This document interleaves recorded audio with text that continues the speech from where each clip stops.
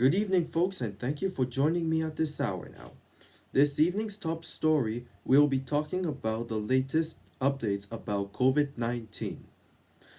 Ontario has reported 22 new cases of COVID 19. Two of the new cases came from the US, while two others got infected with the virus while traveling in Asia. A woman in her 70s from Durham got infected while traveling to many locations, including Egypt. Another patient was a woman in her 60s from Halliburton who had recently traveled to Spain and Portugal. Of all the 22 cases, there are 3 in Durham region, 2 in Waterloo, 2 in Ottawa, 1 in Halton region, 1 in London Middlesex, 1 in Coburg, 1 in Huron Perth, 1 in Hamilton, and 1 in Peel. The total number of cases remains at 101 as 5 new cases were reported. David Bellamy wears a mask and paces outside the COVID-19 assessment clinic. Yeah, I came down just for peace of mind. He is one of a steady stream of people looking to be tested. I have some flu and mild cough, so sneezing. Runny nose, a little bit in my chest, and coughing a little bit. That's just I want to check it out. But checking it out is proving difficult today.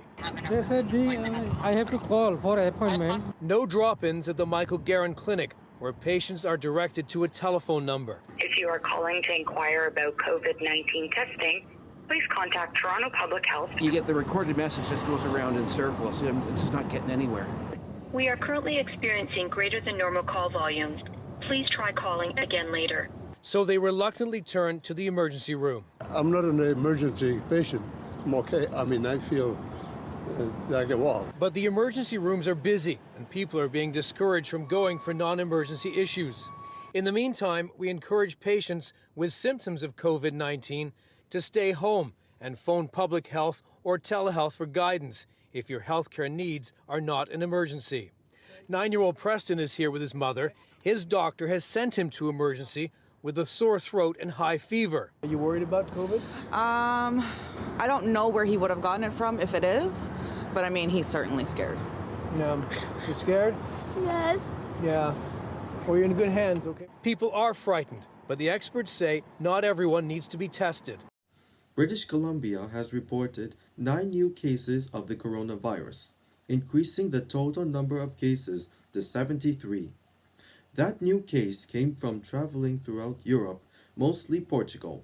Another one remains in Fraser Health region, while the rest remain in Vancouver Coastal Health Area. This comes after Provincial Health Officer Dr. Bonnie Henry said that one of the new cases is in the Interior Health Area, recording BC's second case. Even though this is the second case, the case is still presumptive.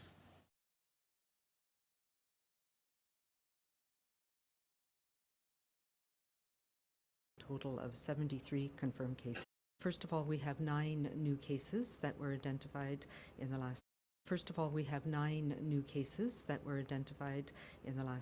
day here in British Columbia. So that brings us to a total of 73 confirmed cases. 7 of those people were in Vancouver Coastal, 1 in Fraser Health, and 1 which is still presumptive, but we expect it to be positive in Interior Health. So that will be the second case confirmed in Interior Health. The Interior Health case is related to travel to a number of places in Europe, most recently from Portugal. Also want to talk a little bit about the outbreaks that are ongoing. So most of the cases today that we're announcing are related to the outbreak, particularly the outbreak at the Lynn Valley Care Centre. We now have 4 residents who have tested positive and 12 staff who have been positive for COVID-19 from the Lynn Valley Care Centre. And Vancouver Coastal continues to monitor all of the staff and residents associated with that facility, and we know that there's some ongoing testing of others who are starting to show symptoms as well. This is not a surprise. When we first recognized the outbreak, it had just been starting, so we know that people are in that incubation period, and there may be more cases that arise in the coming days. The second outbreak that we're being monitored at Hollyburn House continues to have one staff person and one resident who are positive. Again, testing is ongoing. And previously I had indicated that there were 2 staff with at Hollyburn that had tested positive, and there was a bit of a mix-up. That was actually a staff person who was associated with the Lynn Valley Care Center. So currently at Hollyburn there's just a single staff person and one resident at this time. And the Lionsgate cluster of cases remains at 3 people who were in the admin section at Lionsgate. Additionally, 2 of the people that we announced earlier this week who were in Vancouver Coastal Health, they actually reside in Northern Health, and under strict protocols, they drove themselves home, and so they're now in isolation at home in Northern Health. Just to be clear, so we have people in all of our health authorities that are at home in isolation with COVID-19. Moving on to the east, Prince Edward Island has confirmed its first case of the coronavirus.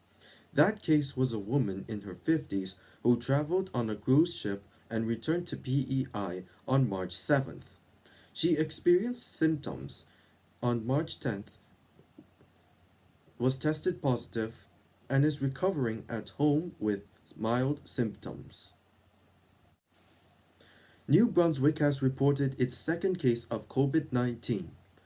That case was a man in his 50s or 60s who returned from France after being infected. He was linked to PEI's first case. Saskatchewan has reported its second case of COVID-19. That case was a person in their 60s that traveled to Oregon and was tested on March 10th.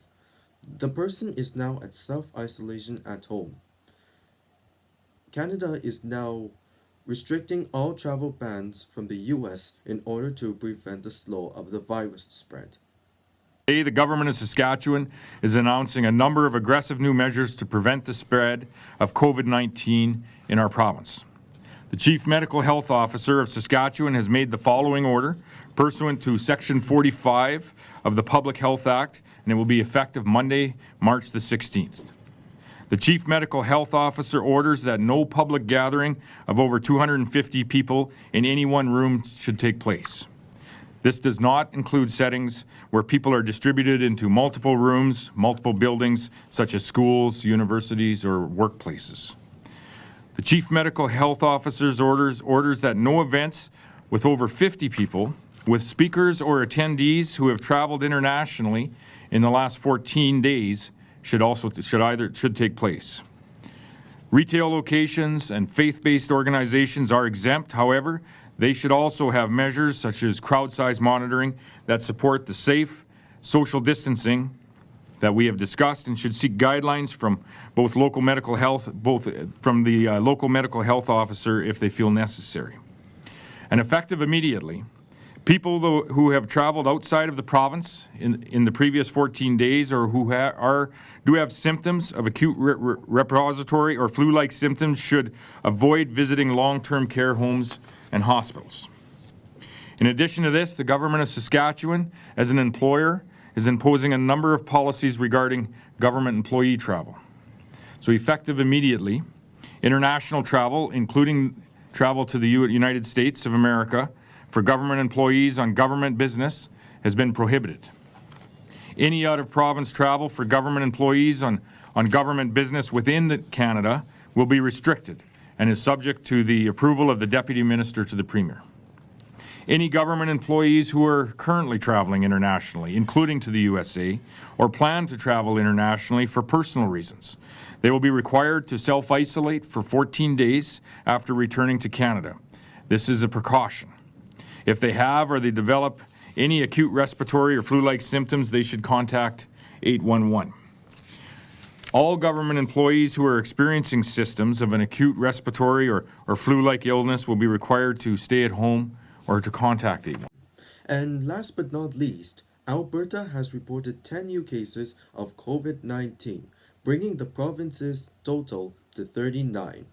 6 of the new cases are in Calgary and the other 4 are in Edmonton. 2 of the new patients, one in which zone and both in their 60s, are in intensive care. The rest are self-isolated at home and are expected to recover fully.